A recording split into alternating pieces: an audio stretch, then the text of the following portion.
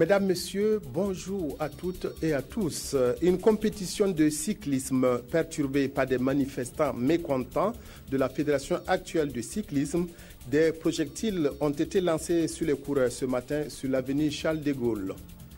La sensibilisation se poursuit à travers les régions sur le bilan mi-parcours de la transition avec un accent particulier sur la contribution des Burkinabés à la tenue d'élections apaisées, écho de l'Est et du Centre-Est dans cette édition.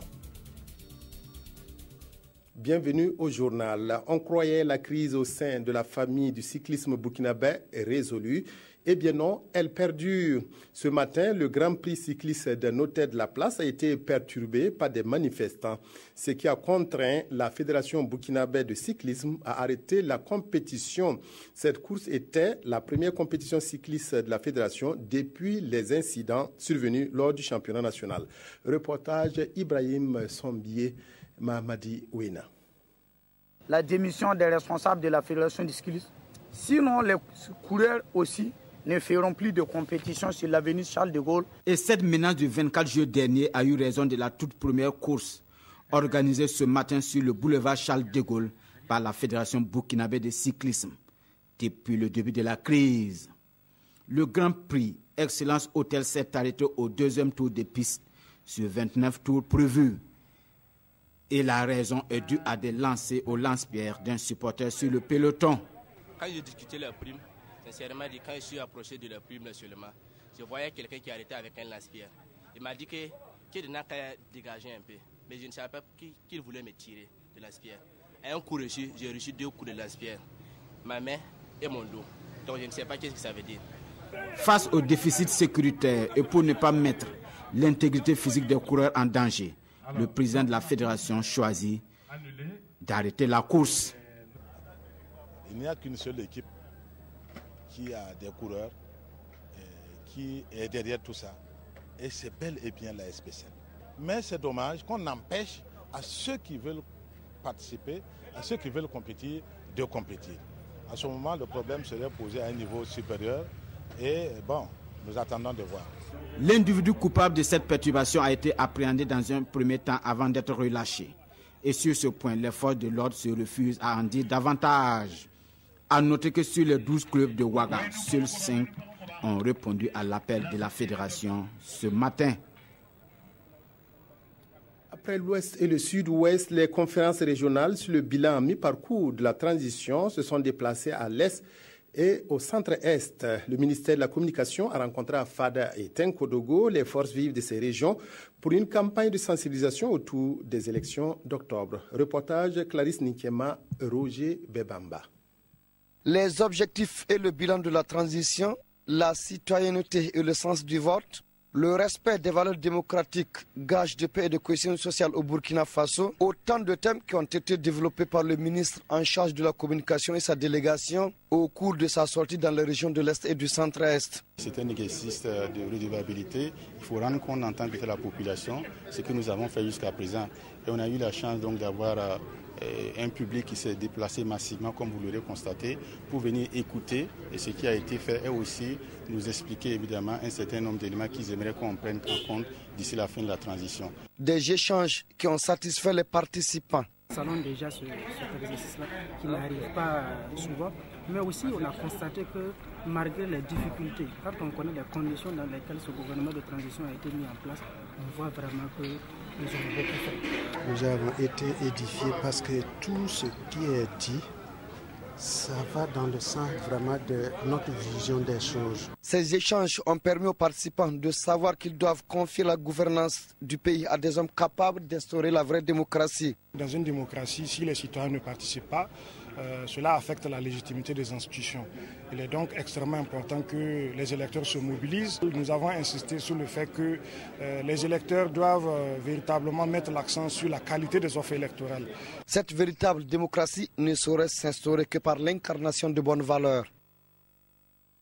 Pour ou contre un quota de jeunes sur les listes électorales, la discussion a été animée par 4 équipes composées d'étudiants dans le cadre d'un concours de plaidoyer. 3 équipes ont plaidé contre le système de quotas et une seule y était favorable. Ce concours a été organisé par l'Institut général Tiemoko Marc Garango, Kosun Koulibaly, Ismaël Duloma Sirima.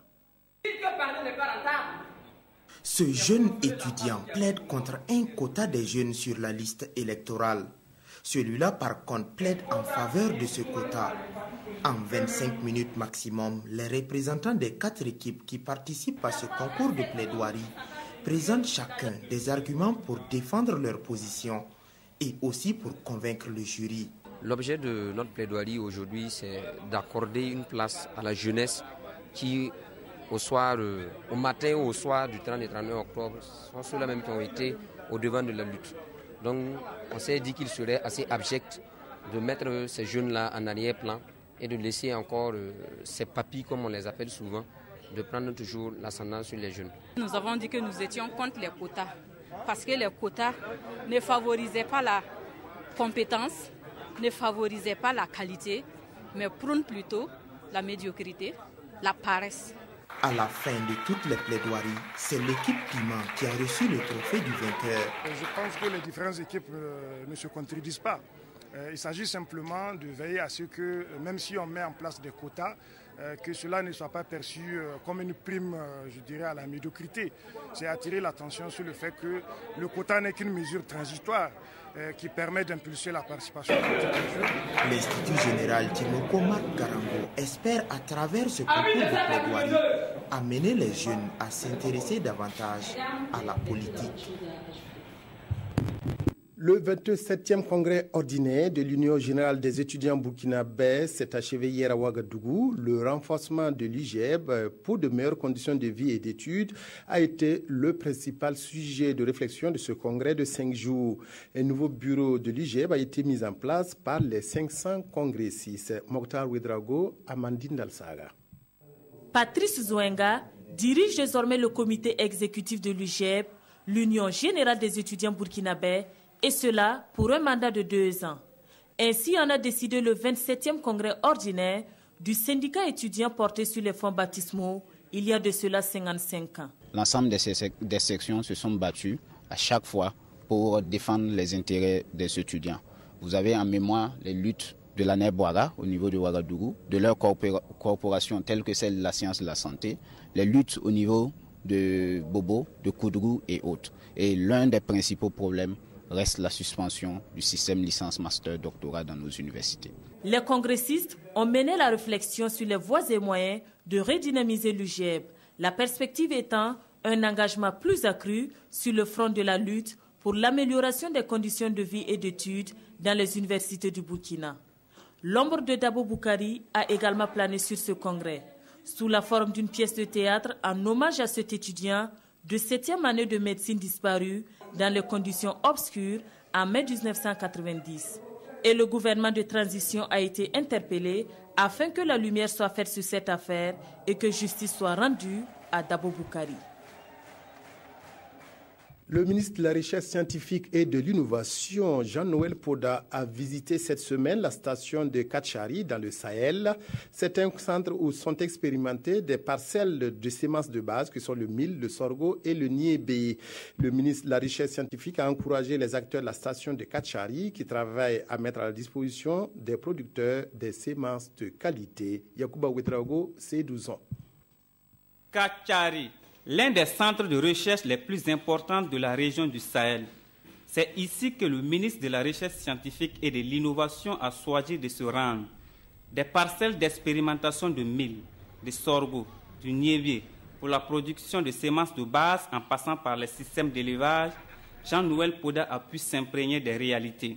Nous sommes venus ici pour encourager les chercheurs avec les autorités de la région, les services techniques de la région, pour qu'ensemble nous puissions nous mettre dans la même direction pour que la productivité à leur service puisse être optimale. Si ici, les chercheurs ont un effort très important en termes d'initiative, force est de constater qu'ils sont confrontés à des difficultés majeures. C'est du moins ce qui ressort de ces échanges. des difficultés vraiment très urgentes que nous venons de poser, telles que le manque de matériel roulant, véhicules et matériel agricole. Nous avons aussi le manque de personnel, le personnel d'appui, personnel technique et chercheurs. À toutes ces doléances, le ministre explique que les solutions sont à plusieurs paliers, celles relevant de l'INERA, du CNRST, mais aussi de son département. Il dit avoir pris bonne note et promet de trouver solution aux doléances les plus pressantes exprimées. L'organisation du Hajj 2015 mobilise toutes les énergies afin de faire du pèlerinage au lieu saint un succès. Ainsi, les encadreurs de pèlerins ont été formés hier à l'initiative de la coordination nationale du Hajj. À travers cette formation, la coordination veut outiller ses guides pèlerins afin qu'ils réussissent tourisme, santé, hygiène et protection. Albéric Bationo. Ces 120 encadreurs de pèlerins sont à l'école de l'organisation du Hajj 2015. Ces encadreurs ont la charge d'accompagner et d'assister les pèlerins d'ici à la Mecque et à Médine. Et pour qu'ils réussissent leur mission, la coordination des agences d'organisation du Hajj et de la Oumra est soucieuse de les outiller. C'est dans ce sens qu'elle a organisé cette formation. Il s'agit pour nous de leur donner une formation sur au moins 3 thèmes qui ont été retenus. Le rôle de l'encadreur, la santé, hygiène et les premiers gestes qui sauvent. En plus de ces modules, les encadreurs de pèlerins ont appris le b.a.-ba du secourisme grâce au concours de la Brigade nationale des sapeurs-pompiers. J'ai appris vraiment, réellement comment, en tant que délégué, aller prendre vraiment soin des pèlerins, comment leur donner vraiment une satisfaction. Première du genre, la coordination nationale des agences d'organisation du Hajj entend innover afin d'éviter les mauvaises critiques. Nous nous sommes rendus compte que chaque encadreur, de façon générale, il y a des pèlerins qui disent qu'ils ont fait tous les séjours et n'ont pas vu d'encadreur. Et donc, cette formation vise essentiellement à voir dans quelle mesure nous pouvons rompre avec cela. Le premier vol du pèlerinage est prévu pour le 17 septembre prochain. Et selon les organisateurs, tout est en bon ordre pour que le Hajj 2015 se passe bien. Religion toujours, la 5e convention missionnaire nationale de l'Union des groupes bibliques du Burkina s'est ouverte à Fadangourma. Pendant une semaine, les missionnaires qui viennent des 4 coins du pays bénéficieront d'enseignements spirituels à travers des conférences, des études bibliques et bien d'autres activités. Aimé Douamba Isaka Diallo. Qui enverrai-je et qui marchera pour nous? C'est sous ce thème que l'Union des groupes bibliques du Burkina, IGBB, a ouvert sa 5e convention missionnaire nationale à Fadangourma, dénommée FADA 2015. Pendant une semaine, les jeunes venus de tout le pays bénéficieront d'enseignements riches et variés pour faire face aux défis de l'Église. Il y a beaucoup de défis par rapport à l'Église. Il y a la corruption, nous luttons contre la corruption, il y a l'obscurantisme, comme nous l'avons développé. Alors il faut que notre jeunesse soit outillée pour faire face à tout cela. Un thème qui se justifie au regard des objectifs poursuivis par l'IGBB. Le thème a été choisi en tenant compte d'abord d'un constat que nous avons fait au niveau de l'IGBB.